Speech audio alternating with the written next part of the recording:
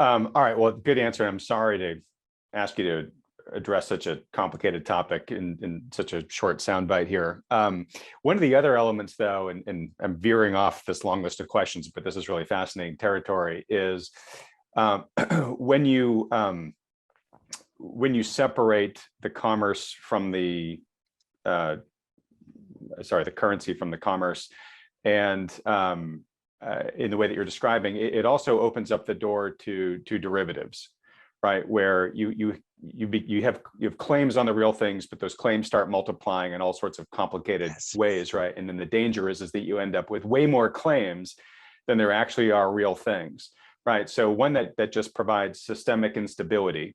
And there's a lot of people that, look at the size of the derivative markets, which kind of, depending on how you count it, many ways you can count it, it just dwarfs everything else, right?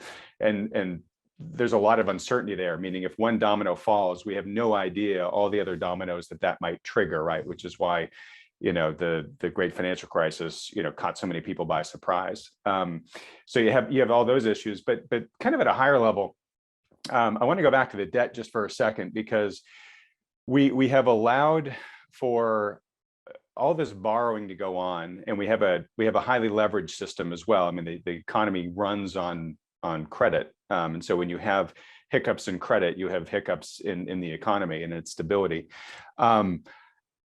We've already talked about a few times in this discussion that there's so much debt out there that the Fed is really trapped by it now. And I guess my question is I kind of feel like we are held hostage to some of the shortcomings of the system that have allowed all this debt to build up. A lot of it is unproductive debt. And now our options are increasingly constrained, because the answer is, well, we can't do that, because if we do, the whole debt pile, just becomes an inferno and burns everything down. Is there a potential way in which we can have the malinvestment, the bad debts clear the system, and get back to a more sort of sane and sustainable baseline? And even if there isn't an elegant way to do that, would we be better off if it did? If we just took the pain, had a massive depression for some focused period of time, and yeah, it would be god awful, but we could emerge from it kind of free of the shackles of this increasingly, hostage situation that we find ourselves in. I think the challenge is that because we've constructed the system this way, it becomes like a shark that can't stop swimming, otherwise it drowns. Basically, the debt, a credit-based system has to keep growing, otherwise it collapses. There's kind of no in between.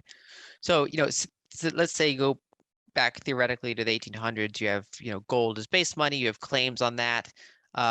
Claims maybe a few multiples of the base money, but it's not massive, right? And so when you have a recession, some of the malinvestment gets cleared out, and you kind of restart from there.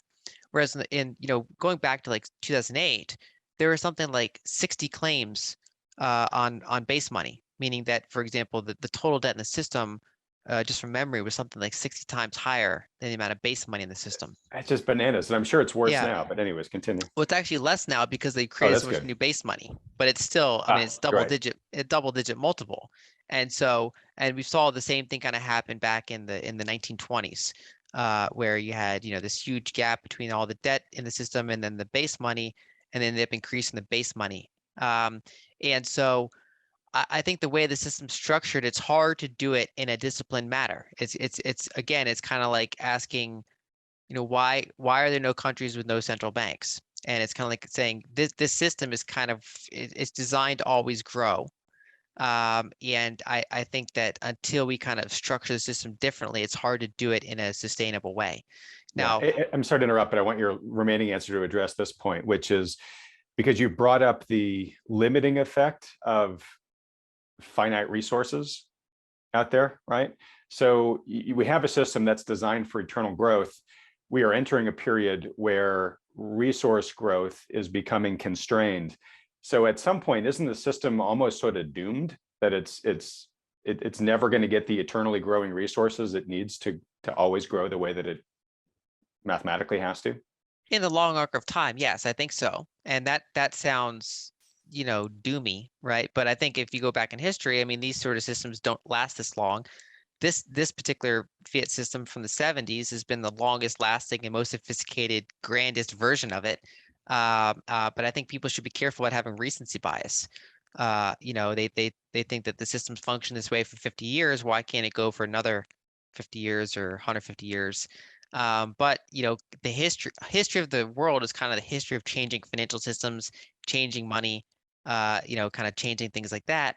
And so I think that as we look out longer term, I do think that this system's unsustainable, and that the way our money works, decades from now will probably look quite different than how it looks now. All right. And my guess is, don't let me put words in your mouth, but one of the reasons why your hair's not on fire and you're not running around saying, oh my gosh, the fiat dollar system is going to collapse eventually, is you have some optimism that blockchain-based solutions may provide, sort of an interesting successor to what's going on here. I think that's the most credible way to maybe introduce something new, right? But it's still early technology. I mean, Bitcoin's 13 years old. It's being tested to see how it's going to handle that. I think basically digital bearer assets, particularly if one can capture the majority of the liquidity and network effect, introduce a new way of doing things.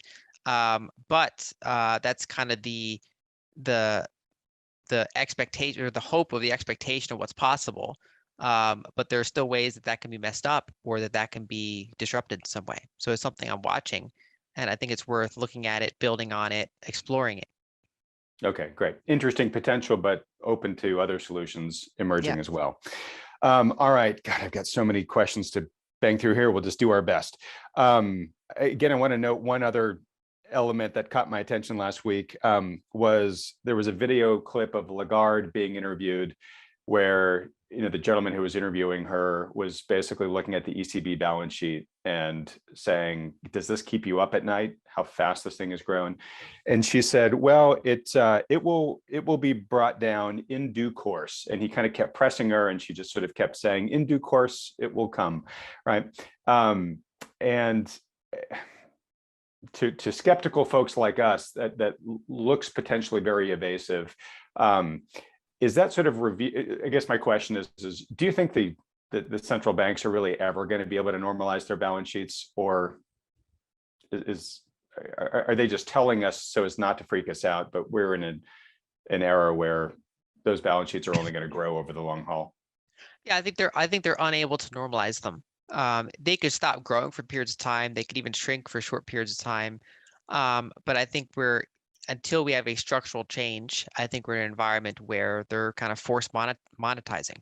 And ECB is in a particularly rough spot because their countries, their sovereign bond markets can't really work without ECB support. And so, for example, if you look at Italy, ECB bought basically all Italian bond issuance over the past number of years. Sorry, I'm chuckling here, but we talk about zombie companies, but it's like you've got zombie sovereign credit markets over there, is what you're saying. Yeah. And it's some people will compare that to the United States.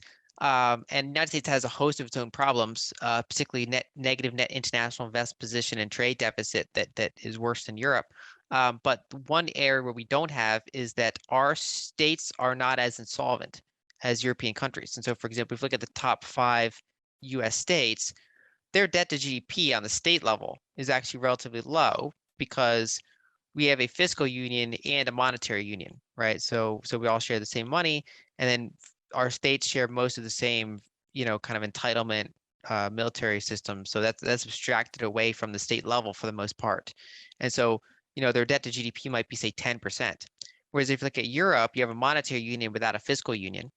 And so the countries are responsible for their own systems. And so they enter that union with high debt levels. It's only got worse from there. And so Italy, for example, has like 150% debt to GDP. And that's just completely unsupportable without the ECB support for those bonds. Basically, there's not a lot of foreign demand for those bonds, especially at those rates. And if the rates ever went high enough that actually would attract foreign capital, it'd be a fiscal spiral. There'd be clearly no way to pay, no way to support the interest on that debt. And so the Fed's trapped, ECB's trapped, Bank of Japan's trapped, where especially the ECB, but basically they're kind of stuck in this position where they have to support their sovereign bond markets, and that can come at the expense of currency devaluation. And so I don't think they're going to be able to normalize anytime soon, although some of them, like the Fed, can do these periods of pushback, which I think is why people have to be careful with how aggressive they get, what their timing is if they take on any leverage, because central banks can temporarily fight back pretty hard.